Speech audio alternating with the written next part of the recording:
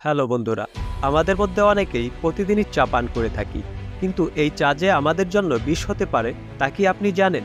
যদি আমি আপনাকে প্রশ্ন করি যে চা পান করা কি উপকারী নাকি ক্ষতিকারক, তা হয়তো আমাদের প্রত্যেকেরই এই প্রশ্নের আলাদা আলাদা উত্তর হবে। কিন্তু এই কথাটা একেবারেই সত্য যে চা পান করার অনেক উপকার আছে, আবার অনেক ক্ষতিও আছে, যা চাকে বানানোর ধরন এবং বানানোর সময় করা ভুলগুলোর উপর ডিপেন্ড করে। যদি চা বানানো এবং চা পান করা এই দুটি জিনিসই ঠিক হয় তাহলে চা আমাদের অনেক উপকার করবে। কিন্তু যদি এই দুটির মধ্যে থেকে কোনো একটি ভুল হয়ে যায়, তখনই এই চাই আমাদের শরীরে বিষের মতো কাজ করে এবং শরীরে বিভিন্ন ধরনের অসুখের সৃষ্টি করে। আজকের এই ভিডিওতে সায়েন্স এবং আয়ুর্বেদের সাহায্য নিয়ে চাকে নিয়ে যত ধরনের ডাউট আছে সে সমস্ত বিষয়গুলোকে সমাধান করব। যেমন লাল চা এবং দুধ চা, এর মধ্যে থেকে কোনটি ভালো, চা পান করার সঠিক পদ্ধতি কি, সঠিক সময় কোনটি এবং তা কখন উপকার করে আর কখন ক্ষতি করে, এবং চায়ের ক্ষতিকারক প্রভাবগুলি থেকে বাঁচার জন্য কিভাবে চা বানানো উচিত। এই গুরুত্বপূর্ণ তথ্যগুলো জানতে ভিডিওটি অবশ্যই শেষ পর্যন্ত দেখবেন। আর আপনি যদি আমার চ্যানেলে নতুন হয়ে থাকেন তাহলে অবশ্যই চ্যানেলটি সাবস্ক্রাইব করে রাখুন। আর যারা চ্যানেলটি সাবস্ক্রাইব করেছেন তাদেরকে অসংখ্য ধন্যবাদ। সর্বপ্রথমে আমরা জেনে নেই যে উপকারগুলি কি কি এবং অপকারগুলি কি কি। আমরা প্রায় শুনতে পাই যে চা পান করা উচিত নয়, বাচ্চাদের চা পান করতে দেওয়া উচিত নয়, এবং আরও অনেক কিছু শুনতে পাই। তো সব থেকে প্রথমে আমরা এই প্রশ্নের উত্তরকেই সলভ করি। তো প্রথমে আমরা চায়ের ক্ষতিকারক দিকগুলিকে জেনে নেই। বন্ধুরা, চা যেই জিনিস দিয়ে তৈরি হয় তার মেইন ইনগ্রেডিয়েন্ট হলো চা পাতা। আর এই চা পাতায় দুটি এমন জিনিস পাওয়া যায় যা আমাদের শরীরের জন্য একেবারে ভালো নয়। প্রথম জিনিস হলো ট্যানিন। এটি হলো এমন একটি কম্পাউন্ড যা আমাদের শরীরের আয়রনকে অবজার্ভ করতে বাধা দেয়, যার ফলে হয় কি আমাদের রক্ত ঘন না হয়ে তরল হতে শুরু করে আর রক্তের নির্মাণ কার্য স্লো হয়ে যায়। আর দ্বিতীয় যে জিনিস পাওয়া যায় তা হলো ক্যাফেইন, যা আমাদের শরীরে স্লো পয়জনের মতো কাজ করে। ক্যাফেইন কি করে? যখন আমরা চা পান করি তখন এটি সরাসরি গিয়ে আমাদের ব্রেনে অ্যাটাক করে এবং ব্রেনকে ইনস্ট্যান্টলি অ্যাক্টিভ করে দেয় এবং ধীরে ধীরে এটি আমাদের ব্রেনকে অ্যাডিক্ট করে দেয়। আর এটি হলো কারণ যারা রেগুলার চা পান করে তারা যখন একবেলা চা না পায় তখন তাদের অ্যাংজাইটি বেড়ে যায়, মাথা ব্যথা করতে শুরু করে দেয়, মেজাজ গরম হয়ে যাওয়ার মতো বেশ কিছু সিমটমস তাদের মধ্যে লক্ষ্য করা যায়। আর এটি এজন্যই হয় কারণ তার ব্রেন ক্যাফিনে অ্যাডিক্ট হয়ে গেছে।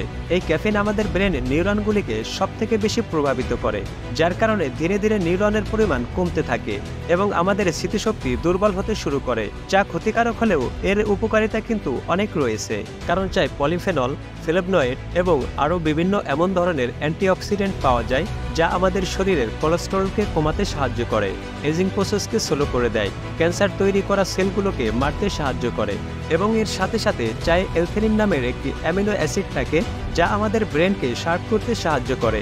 কিন্তু এই সমস্ত উপকারগুলি আপনার শরীর ঠিক তখনই পাবে যখন চা বানানোর প্রসেসটা সঠিক নিয়মে হবে। তাহলে চলুন এবার আমরা আয়ুর্বেদের সাহায্য নিয়ে জানি যে চা বানানোর সঠিক পদ্ধতি কি। দেখুন, আয়ুর্বেদ হিসেবে চা বানানোর সময় চা পাতাকে আপনি যত কম ফুটিয়ে নেবেন ততই সেই চা বেশি উপকারী হবে। মানে চা পাতাকে গরম পানিতে যত বেশি ফোটাতে থাকবেন ততই তার মধ্যে থেকে উপকারী কম্পাউন্ড কমবে এবং ক্ষতিকারক কম্পাউন্ড ততই বাড়বে।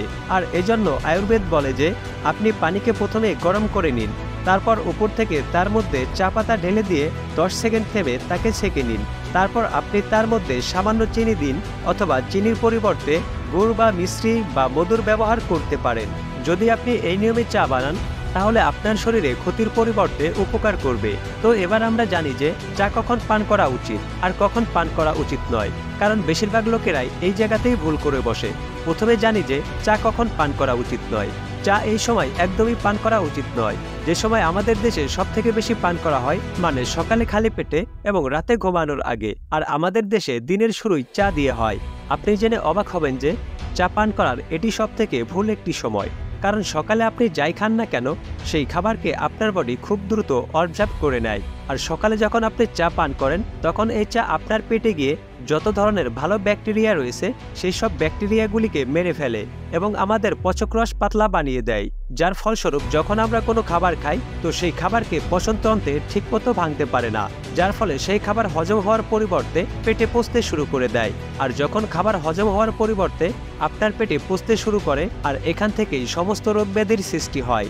80% রোগের পেছনে মুখ্য কারণ থাকে পেট, তাও আবার যখন তখন খাবার হজম হওয়ার পরিবর্তে পচে যায়। আর রাতে ঘুমানোর আগে বা ঘুমোতে যাওয়ার 1 ঘন্টা আগে চা এই জন্য পান করা উচিত নয়, কারণ চায়ে অবস্থিত ক্যাফেইন আমাদের ঘুমে বাধা সৃষ্টি করে, যার কারণে রাতে গভীর ঘুম নষ্ট হয়, আর এর ফলে আমাদের বডি নিজেকে সঠিকভাবে রিকভার করতে পারে না, যার ফলস্বরূপ সকালে আপনি অলসতা ফিল করেন। তাহলে চলুন এবারে আমরা কথা বলি যে চা কখন পান করা উচিত। তো দেখুন বন্ধুরা, চা আপনি সারাদিনে যে কোনো সময় পান করতে পারবেন, তবে রাতে আপনি চা পান করবেন না। আর সকালে যদি আপনি চা পান করতে চান, তাহলে চা পান করার আগে আপনি কিছু খেয়ে নেবেন। খালি পেটে কখনোই চা পান করবেন না। এবার কথা বলি লাল চা নাকি দুধ চা, এদের মধ্যে থেকে কোনটি বেস্ট। তো যেমনটা আমরা আগে চায়ের উপকারিতাগুলোকে জানলাম, তো সেই সমস্ত উপকারিতা লাল চায়ের ব্যাপারে ছিল। কিন্তু লাল চায়ে যখন আপনি দুধ মিক্স করেন, তখন দুধে অবস্থিত ক্যাসিন নামের একটি প্রোটিন চায়ে অবস্থিত সমস্ত কম্পাউন্ডগুলিকে নষ্ট করে দেয় এবং সম্পূর্ণভাবে শেষ করে দেয়। আর বাকি থেকে যায় শুধু স্বাদের একটি জিনিস, যা পান করতে আমাদের ভালোই লাগে, কিন্তু এটি আমাদের স্বাস্থ্যের জন্য একেবারেই ভালো নয়, স্পেশালি সেই সকল লোকেদের জন্য যাদের মুখে পিম্পল এবং দাগ রয়েছে, সেই সাথে যাদের গ্যাসের প্রবলেম রয়েছে এবং ডায়াবেটিসের প্রবলেম রয়েছে, তাদের জন্য দুধ চা একেবারেই পান করা উচিত নয়। তো বন্ধুরা, আপনাদের মধ্যে সকালবেলা খালি পেটে কে কে চা পান করেন তারা অবশ্যই কমেন্ট করে জানাবেন। আর ভিডিওটি ভালো লাগলে ভিডিওটিতে একটি লাইক করে দিন এবং আপনার বন্ধুদেরকে দেখার জন্য ভিডিওটি শেয়ার করে দিন। আবারও আসছি নতুন কোনো ভিডিও নিয়ে। সেই পর্যন্ত সকলে ভালো থাকুন, সুস্থ থাকুন। ধন্যবাদ।